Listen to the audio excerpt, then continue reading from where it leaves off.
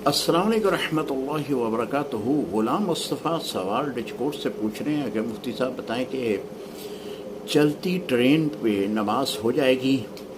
मैं सर्विस करता हूँ तो ट्रेन के ऊपर सफ़र करना पड़ता है, तो नमाज का वक़्त हो जाता है, तो क्या मैं ट्रेन पर नमाज पढ़ूँ तो क्या मेरी नमाज हो जाएगी?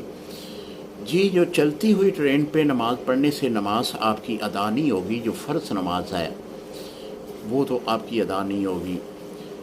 हाँ, गाड़ी के रुकने का इंतज़ार करें। जब गाड़ी रुक जाए तो उस वक़्त आप ट्रेन पर ही नमाज़ पढ़ लें, नमाज हो जाएगी।